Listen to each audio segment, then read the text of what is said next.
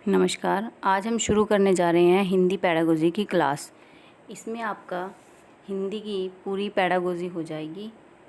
Video शुरू करने से पहले वीडियो को ज़्यादा से ज़्यादा शेयर कीजिएगा, लाइक कीजिएगा और चैनल को सब्सक्राइब कीजिएगा। शुरू करते हैं। फर्स्ट स्टेप है इसका शीर्षगामी, जिसको टॉप डाउन उपागम भी कहा जाता है। इसमें मुख्य विचारों को सुनना, अनुमान लगाना, हस्तक्षेप करना और सार निकालना आदि होता है। शीर्षगामी टॉप डाउन मॉडल क्या है आपका?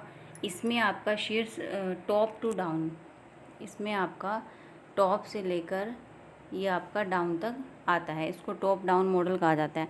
टॉप डाउन में कैसे समझा जाएगा इसको, कि जैसे कि आपने सबसे पहले बच्चे को चैप्टर सिखाया प्रोनाउंस का। प्रोनाउन सिखाने के बाद आपने बच्चों को सिखाया नाउन, तो ये आपका ऊपर से नीचे की तरफ मॉडल जो है आता है। इसको टॉप डाउन मॉडल कहा जाता है। सेकंड है आपके पास ऊर्ध्वगामी बॉटम अप, इसको कहा जाता है बॉटम अप। बॉटम से अप जाएगा ये आपका मॉडल। इसमें क्या होगा आपका, कि आप बच्चे से पहले उसके प्री एक्सपीरियंस लोगे। पहले आप जानोगे कि बच्चे को क्या आता है क्या नहीं। इसमें आप बच्चे को डायरेक्ट नहीं सिखाओगे। जो आपका टॉप डाउन है उसमें आप बच्चे को डायरेक्ट सिखाओगे, लेकिन जो आपका बॉटम अप है, ऊर्ध्वगामी भी जिसको कहा जाता है, उसमें आप बच्चे को पहले उसकी प्री नॉलेज चेक करोगे कि बच्चे को उसके बारे में क्या क्या पता है। उसके बाद आप बच्चे को वो करवाओगे। जैसे कि आपने बच्चे को नाउन सिखाया था, तो नाउन सिखाने फिर आप बच्चे को प्रोनाउन सिखा रहे हो, सर्वनाम। पहले आपने बच्चे को संज्ञा सिखाई। संज्ञा सिखाने के बाद फिर आपने बच्चों से संज्ञा के बारे में पूछा। फिर आपने बच्चों को सर्वनाम सिखाए। आपने बच्चों को सर्वनाम चैप्टर पढ़ाना है, तो जिससे आप बच्चों की प्री नॉलेज चेक करोगे कि उनको संज्ञा के बारे में पता है या नहीं पता है। उस चीज़ से आप उसको अटैच करके करवाओगे। तो ये आपका टॉप डाउन और ये बॉटम अप मॉडल होता है। नेक्स्ट है आपके पास प्रमाणिक सामग्री, पाठ्यपुस्तक, कार्यपुस्तिका, समाचार पत्र में मौसम की रिपोर्ट, होटल की व्यंजन सूची, पत्रिका में एक विज्ञापन है। पढ़ने के दौरान जो कुछ भी फिट हो जाए वही प्रमाणिक सामग्री है। इसमें क्या कहा गया है आपके पास, कि प्रमाणिक जो एक ऑथेंटिक जो आपके पास मटेरियल है, जो प्रमाणित है, जैसे कि आपको एक संसाधन के रूप में इसको प्रयोग करना है। कुछ भी फिट हो जाए, इसका मतलब क्या है कि बच्चों के लिए प्रमाणिक सामग्री क्या है? बच्चों के लिए प्रमाणिक सामग्री है उसकी पाठ्यपुस्तकें, और टीचर के लिए प्रमाणिक सामग्री क्या है? उसका TLM, या उसका जो स्टडी मटेरियल है वो टीचर के लिए उसका प्रमाणिक सामग्री है।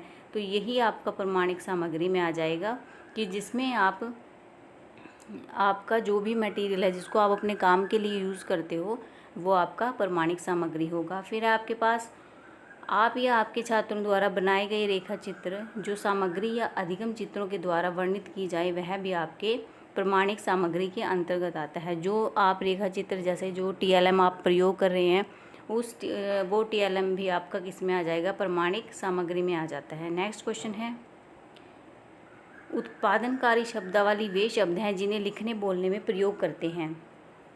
इसमें कहा गया आपके पास उत्पादनकारी शब्दावली वे शब्द हैं जिन्हें आप लिखने और बोलने में प्रयोग करते हैं। ये आपके पास प्रोडक्टिव स्किल है, जिसको इंग्लिश में भी आपके पास ये प्रोडक्टिव स्किल, और एक आपके पास होती है रिसेप्टिव स्किल। तो जो आपकी प्रोडक्टिव स्किल है वो आपके पास क्या है? Writing and speaking. आपके पास 4 स्किल है। तो 4 स्किल में आपके पास होता है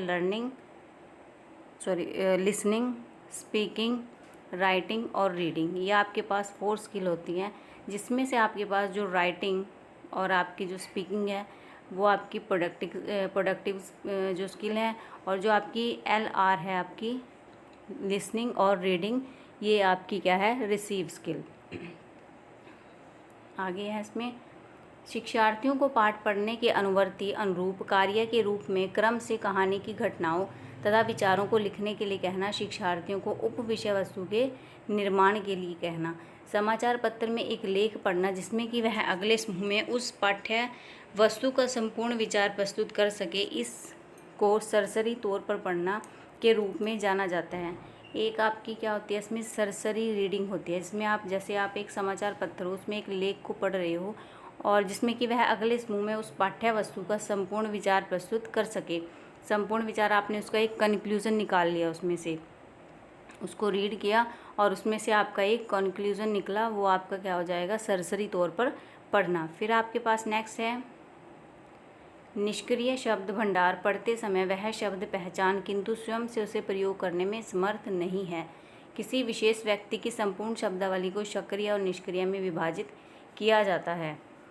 सक्रिय शब्दावली जिसका प्रयोग वह भाषण और लेखन में करता है जब वह इस भाषण का स्रोत होता है अर्थात उपयोग करता है, जैसे कि हिंदी या फिर उसकी मातृभाषा में। और निष्क्रिय शब्दावली जिसे कोई व्यक्ति इस या उस साहित्य को पढ़ते समय या मौखिक भाषण में सुनते समय पहचानता है लेकिन इन शब्दों का स्रोत नहीं है अर्थात उपयोग नहीं कर पाता। उदाहरण के लिए आपका अंग्रेजी क्या है इसमें कि शब्दावली एक सक्रिय शब्दावली है जो विदेशी भाषा प्रवीणता के प्रारंभिक मूल स्तर के लिए आवश्यक है। यह हर रोज संचार के लिए पर्याप्त है, तो यह धारा प्रवाह पढ़ने के लिए पर्याप्त है। अब आप इसमें क्या किसकी बात करते हैं, सक्रिय और निष्क्रिय शब्दावली की। सक्रिय और निष्क्रिय शब्दावली में आपका क्या क्या आ जाता है कि जो आपकी पॉजिटिव है सक्रिय में आ जाएगा आपका, जो आपकी एक्टिव है, एक्टिव आपकी जो शब्दावली है उसमें, निष्क्रिय में जो पैसिव है। सक्रिय में बच्चे ने जो भी सीखा है उसने उसका मीनिंग निकाला है और उसको वो अच्छे से एक्सप्लेन कर सकता है, ये आपका सक्रिय में हो गया। और जो आपका निष्क्रिय है, निष्क्रिय में क्या आएगा आपका कि बच्चे ने सब कुछ सीख लिया है, वो उसका मीनिंग भी निकाल सकता है लेकिन वो उसको एक्सप्लेन नहीं कर सकता, वो आपका निष्क्रिय में आएगा। सक्रिय में क्या आ जाता है आपका कि जो भी आपका सीखा गया है, बच्चे ने जिस चीज़ को सीखा है उसको अच्छे से एक्सप्लेन भी करना। और पैसिव में क्या आ जाएगा निष्क्रिय में कि इसको सीख लिया है, उसका मीनिंग भी समझ आ गया लेकिन एक्सप्लेनेशन नहीं उसकी कर सकता, तो ये आपका पैसिव हो जाएगा, निष्क्रिय। नेक्स्ट में क्या था इसमें कि आधारभूत व्यक्तित्व संप्रेक्षण कौशल भाषा का वर्तमान में प्रयोग करते हैं। गृह कार्य के संबंध में गृह कार्य या पढ़ाई गई संकल्पनाओं का विस्तार तथा अभ्यास होना चाहिए। वाचन कौशल को विकसित संदर्भ या स्थिति को ध्यान में रखते हुए बोलना एक महत्वपूर्ण पहलू है। अगर आप बच्चे के वाचन कौशल को सुधारना चाहते हैं, वाचन कौशल को सुधारने के लिए आपको क्या करना पड़ेगा, बच्चे की बोलना उसको जिसमें वो बोल सके ज़्यादा से ज़्यादा, उसका एक महत्वपूर्ण पहलू है। उसके बाद है कि पहली कक्षा की पाठ्य पुस्तक में ऐसी सहज भाषा का प्रयोग किया जाना चाहिए। नेक्स्ट है प्राथमिक स्तर के बच्चों के लिए कहानियों का चयन करते समय महत्वपूर्ण बिंदु कहानी का क्लेवर, बच्चों का सामाजिक सांस्कृतिक परिप्रेक्ष्य, बच्चों का अनुभव संसार है। इसमें क्या है आपका कि जब भी बच्चों के लिए जैसे बुक्स जो बनाई जाती हैं उसका सबसे मेन जो पॉइंट है उसका क्या होना चाहिए कि वो स्टोरी बेस्ड होना चाहिए। आपका कहानियों का उसमें चयन किया जाना चाहिए और पिक्चर्स का ज़्यादा से ज़्यादा उसमें चयन किया जाना चाहिए, क्योंकि पिक्चर्स के माध्यम से बच्चे उसको जल्दी से सीखते हैं, चित्र के माध्यम से। और उसको ऐसे रिलेट किया जाना चाहिए कि वो बच्चे के एक्सपीरियंस से ही रिलेटेड हो, बच्चे का अनुभव उससे जुड़ा हुआ हो। नेक्स्ट है इसमें पठन की कुशलता अर्थ का होना। अब इसमें लिखा है कि पठन की कुशलता अर्थ का होना। पढ़ने का मीनिंग क्या है इसमें कि जिससे आपका एक अर्थ निकलता हो, मीनिंगलेस नहीं पढ़ना। मीनिंगलेस तो कोई मतलब ही नहीं इसका पढ़ने का। इसमें क्या होगा आपका कि पठन की कुशलता अर्थ का होना। उसके बाद इसमें विद्यालय आने से पूर्व बच्चों के पास अपनी भाषा संपदा होती है लेकिन व्याकरण की जानकारी नहीं होती। बच्चों को ये नहीं कहा जा सकता कि वो कोरी स्लेट हैं, क्योंकि उनके पास एक क्या होता है, अपनी भाषा होती है और भाषा से वो सब कुछ सीखते हैं। लेकिन बच्चों के पास अपनी व्याकरण की जानकारी नहीं होती। व्याकरण की जो जानकारी है वो बच्चे स्कूल आकर सीखते हैं। इसलिए बच्चों के पास क्या होता है, स्कूल आने से पूर्व अपनी भाषा संपदा, जो उनकी भाषा संपत्ति है। नेक्स्ट में क्या है इसमें कि भाषा आकलन का उद्देश्य बच्चों को उत्तीर्ण या अनुत्तीर्ण करना नहीं है। जो भाषा का आकलन का उद्देश्य है वो बच्चों को उत्तीर्ण, इनके पास और फेल पर डिपेंड नहीं करता। वह पढ़ना लिखना सीखना पसंद होता है जब निरंतर अभ्यास कराया जाए। जब बच्चों को अच्छी तरह से उस चीज़ को सिखाया जाता है तब पढ़ना लिखना सीखना पसंद होता है। उसके बाद इसमें है कि भाषा के दो पक्ष हैं। इसमें एक आपका संरचनात्मक और दूसरा है आपका अलंकारिक, जिसको कलात्मक भी कहा जाता है। फिर आपकी भाषाई क्षमताएं, जो भाषाई क्षमताएं हैं आपकी वो एक दूसरे को प्रभावित करती हैं और वो अंतक्रियात्मक भी होती हैं। उसके बाद है कि जो भाषाई आपकी क्षमताएं हैं, भाषाई कौशल है, वो एक क्रम से नहीं सीखी जाती, उनको एक क्रम से ना ही सिखाया जाता है। समझ अंतर्निहित है, आपस में बात करती हैं। विद्यालय की पाठ्यचर्या सहगामी क्रियाएं ऐसी हों जो बच्चे को अभिनय के अवसर प्रदान करें।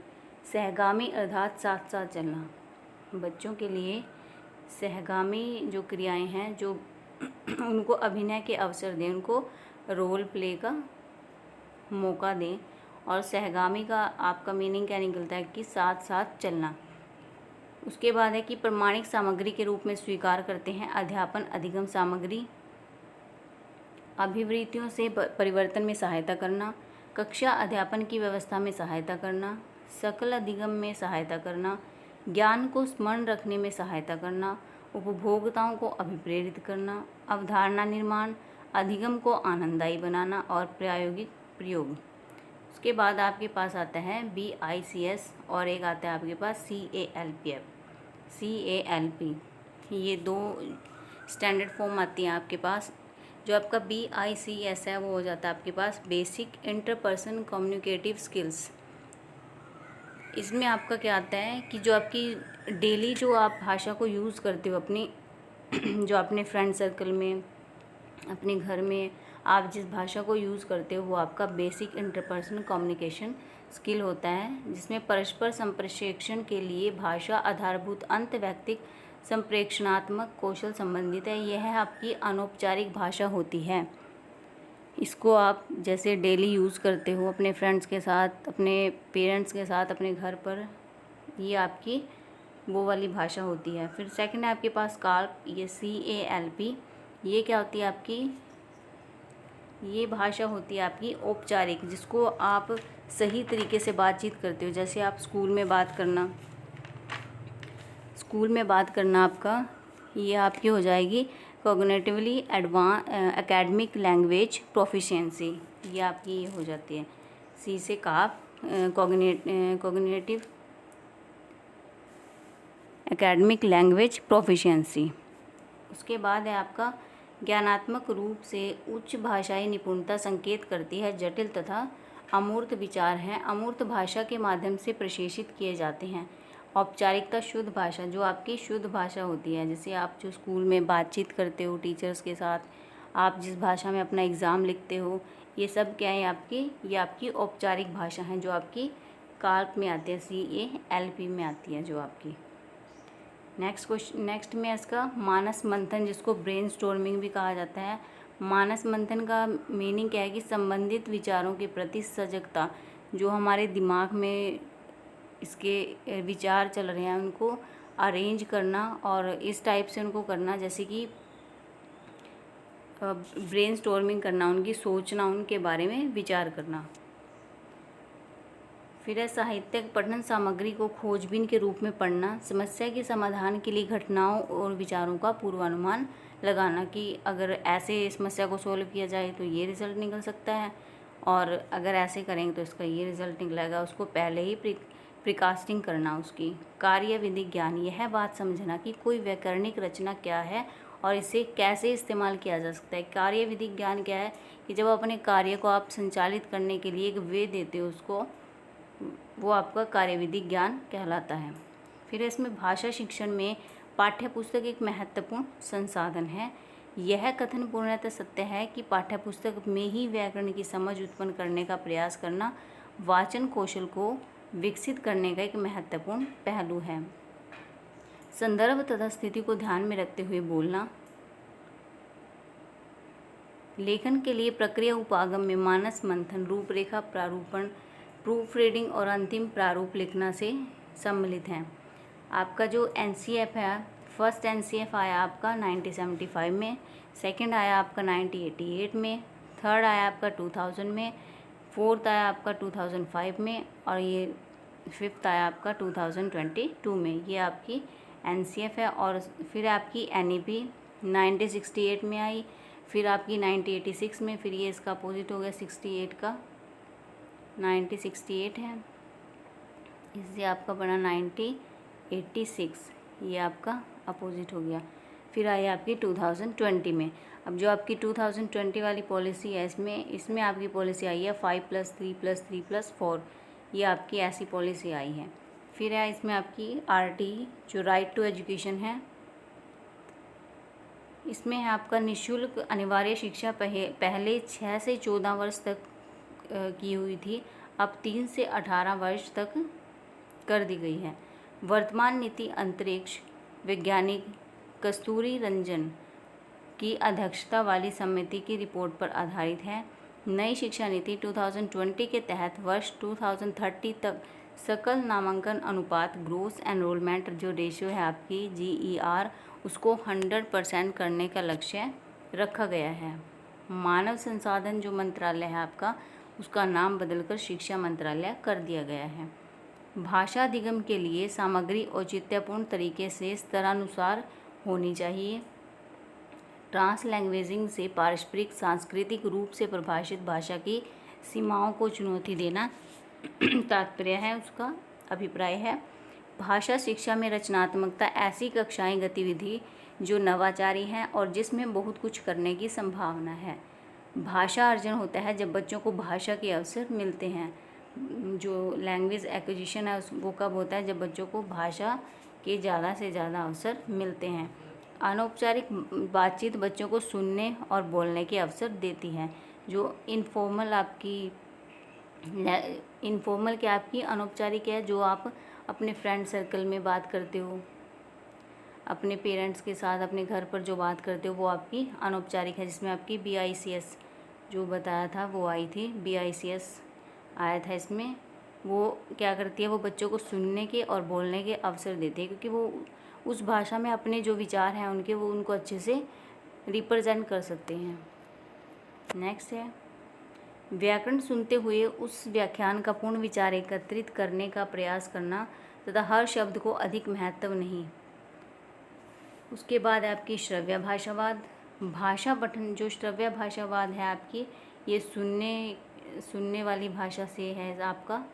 फिर है भाषा पठन को कौन सा उपागम यह विश्वास करता है कि जब बच्चे को कविता सुनाने के लिए कहा जाता है या शिक्षक उसको बोलने में निपुणता के आकलन में सहायता करता है, क्योंकि जब वो पोएम सुनाएगा, बच्चा कविता सुनाएगा, तो वो क्या करेगा, अपने जो उसके जिस इंटरेस्ट वे में उसने उसको पढ़ा है वो उसको ऐसे सुनाएगा।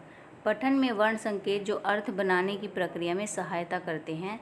ग्रहणशील शब्दावली सुनने या देखने पर जिन शब्दों को हम पहचान लेते हैं, ये आपका यहाँ पर ग्रहणशील आया है, इसको आपका रिसेप्टिव है ये, और जो फर्स्ट में शुरू में आया था आपका वो प्रोडक्टिव थी। अब इसमें क्या क्या है आपका, सुनने और देखने पर, सुनना आपका और आपका देखना, और क्या है आपका देखना आएगा इसमें। फिर है घोषणात्मक ज्ञान सीमित अभ्यास के रूप विधान वर्णन करता है। प्रयोग करने के विषय में ज्ञान को घोषणात्मक ज्ञान कहते हैं। जो आपका घोषणात्मक ज्ञान है वो सीमित अभ्यास के रूप में विधान वर्णन करना था, और इसको प्रयोग करने के विषय में इसी ज्ञान को आपका घोषणात्मक ज्ञान कहा जाता है। भाषा की कक्षा में साहित्यिक उदाहरण के अध्ययन साहित्यिक उदाहरण सराहना और आनंद के लिए होते हैं। भाषा सीखने के लिए साहित्यिक उद्धरण सांस्कृतिक निवेश हैं। साहित्यिक उद्धरण आलोचनात्मक चिंतन और विमर्श को विकसित करते हैं। फिर आता है आपका स्टीफन क्रैशन। जो आपका स्टीफन क्रैशन है उसने कौन सा सिद्धांत दिया था, आपका द्वितीय भाषा अर्जन सिद्धांत।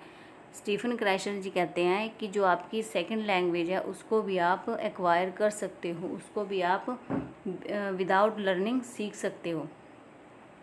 इसकी हाइपोथेसिस क्या थी, इसमें फर्स्ट हाइपोथेसिस थी इसकी अर्जन अधिगम परिकल्पना एक्विजिशन लर्निंग। इसमें बच्चा क्या करता है, इमिटेट करके भाषा को सीखता है। जो फर्स्ट है आपकी एक्विजिशन लर्निंग में क्या होगा कि इसमें बच्चा क्या करेगा कि जैसे जिस माहौल में वो बैठा है, जिस माहौल में वो रहता है, जिस भाषा को उसने सीखना है, अगर वो उस स्थान पर जाएगा उस भाषा का उसको माहौल मिलेगा, तब बच्चा उसको इमिटेट करके सीख जाएगा। फिर है उसका मॉनिटर हाइपोथेसिस। इसमें बच्चा क्या करता है कि भाषा, इसमें देखा जाता है, मॉनिटर की जाती है उसकी कि वो कैसे उस भाषा को उपयोग में ला रहा है। फिर इसमें आता है आपका, फर्स्ट में आ जाता है निगरानी परिकल्पना के आगे कि ओवर यूज़र ये क्या होते हैं, ये हमेशा व्याकरण पर ज़्यादा ध्यान देते हैं, स्पष्ट रूप से नहीं बोल सकते और ना ही लिख सकते हैं। फिर आपका अंडर यूज़र, ये क्या करते हैं, शब्दों को तोल मोल कर जो आपका प्रॉपरली वर्ड है उसको ही यूज़ करते हैं। और जो आपके ऑप्टिमल यूज़र होते हैं, ये क्या करते हैं, बच्चे संतुलन बनाकर अपनी बात को कहते हैं। इनको ये पता होता है कि बात को कैसे, किस प्रकार से रिप्रेजेंट करना है। फिर आता है आपका इसमें भाषा के प्राकृतिक क्रम में सीखना, जिसमें आएगा आपका नेचुरल ऑर्डर हाइपोथेसिस। इसमें बच्चा क्या करता है, बिना भाषा के भी भाषा को सीख सकता है। बिना भाषा के कैसे, जैसे बच्चे को लैंग्वेज आती है, अपनी मदर टंग है उसकी हिंदी मातृभाषा, बच्चे को इंग्लिश सीखनी है तो इंग्लिश वो कैसे सीखेगा, विदाउट लर्निंग। वो उस माहौल में जाएगा जहाँ पर ज़्यादा इंग्लिश में बातचीत की जाती है। अब इसमें इस हाइपोथेसिस में आपके पास जो निवेश परिकल्पना है, निवेश परिकल्पना में आपके पास है बच्चे का बोधगम्य निवेश, कॉम्प्रिहेंसिव हाइपोथेसिस है बच्चे की बोधगम्य निवेश। जिसमें I+1 का लेवल होता है। I+1 का क्या रिप्रेजेंट करता है आपका, जो बच्चे का करंट लेवल है कि बच्चा कहाँ पर है। और +1 क्या करता है, सपोर्ट द चाइल्ड, कि जब बच्चे को सपोर्ट मिलती है, उसको वैसा माहौल मिल जाता है जहाँ उसको वो अपनी लैंग्वेज सीखनी है। इसमें भाषा स्तर को बढ़ाने के लिए भाषाई प्रवेश उपलब्ध करवाया जाता है, जैसे कोचिंग देना, शिक्षार्थी से छोटे और सरल वाक्यों में बातचीत करना। इसमें अगर इसका कंक्लूजन निकालें तो वही बात आ जाती है कि बच्चे को वो माहौल देना जिसमें वो सीख सके, वैसे ही उसकी बात करना। अगर स्कूल में इंग्लिश बोली जाती है और बच्चे ने इंग्लिश सीखनी है भाषा, तो वो क्या करेगा, उसको रटेगा नहीं। वो घर पे भी पेरेंट्स क्या करेंगे, बच्चे के साथ इंग्लिश में बातचीत करना अगर शुरू कर देंगे तो बच्चा भी उसी भाषा को एक्वायर कर लेगा। फिर आपके पास भावात्मक परिकल्पना, इसको इमोशनल हाइपोथेसिस भी कहा जाता है, जब किसी भाषा को सीखने के लिए भावों का प्रयोग किया जाता है। इसमें बच्चे को भाषा सिखाने के लिए भी प्रेरित किया जाता है। स्टीफन क्रैशर के अनुसार यदि एक शिक्षार्थी आई की अवस्था में है तब I+ स्तर के बोध में बोधगम्य निवेश से अर्जन संभव है। माध्यमिक स्तर पर भाषा अधिगम्य बोधगम्य निवेश है। शिक्षार्थी के स्तर से थोड़ा सा ऊंचे स्तर की प्रमाणिक पाठ्य सामग्री बोधगम्य निवेश में आती है। शिक्षार्थी अपनी भाषा में तब सुधार कर पाते हैं जब उन्हें उनके वर्तमान स्तर से थोड़ी सी आगे के स्तर की भाषिक निवेश दिया जाता है।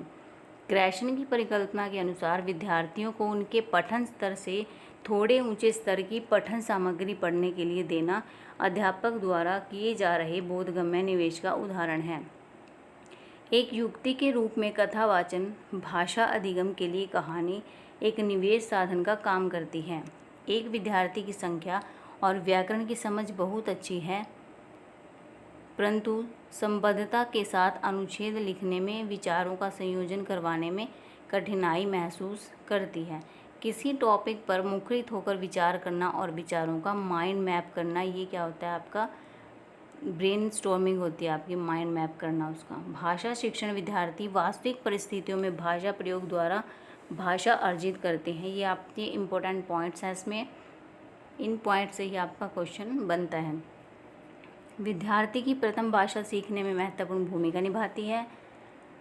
भाषा शिक्षण का ध्यान संप्रेषणात्मक गतिविधियों पर होना चाहिए। फिर आपकी कार्यविधि ज्ञान व्याकरण की कक्षा में एक पाठ्य सामग्री और एक वाक्य के माध्यम से व्याकरण के कुछ प्रश्न देती है और अनेक उदाहरणों के माध्यम से शिक्षार्थियों का ध्यान उसके प्रयोग की ओर आकर्षित करती है और अनेक गतिविधियां करवाती है। जब शिक्षार्थी संदर्भ में भाषा का प्रयोग करने योग्य बन जाते हैं तो वह नियमों को सिखाने के व्याकरणिक नियमों से परिचित करवाती है।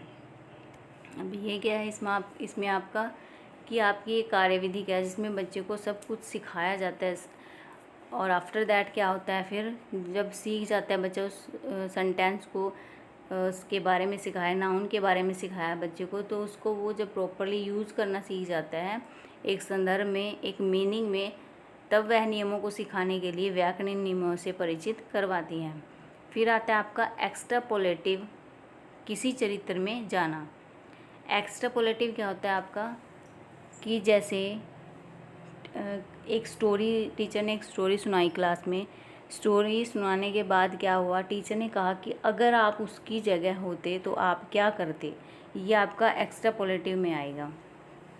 जब आप अपने अपने आप को उस व्यक्ति की जगह रख कर देखते हो कि हाँ कि मैं ऐसा कर सकता हूँ या ऐसा कर सकता था, तो उसको आपका क्या कहा जाता है, एक्स्ट्रापोलेटिव। और ये आपका एक पॉइंट है जो आपका पेपर में क्वेश्चन इससे पूछा गया है।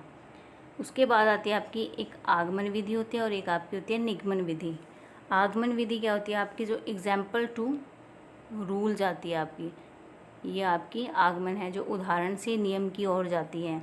उदाहरण से नियम की ओर कैसे आप इसको करोगे कि सबसे पहले क्या करोगे, आप बच्चे को चीज़ें सिखाओगे। जैसे आपने क्या करना है, बच्चे को क्या सिखाना है, ऐड सिखाना है अपने बच्चे को। तो आप क्या करोगे, सबसे पहले आप बच्चे को ये साइन दिखा दोगे कि ये भाई ऐसे कर लो, इसमें 3 + 3 कर लो, आपका 6 आ गया।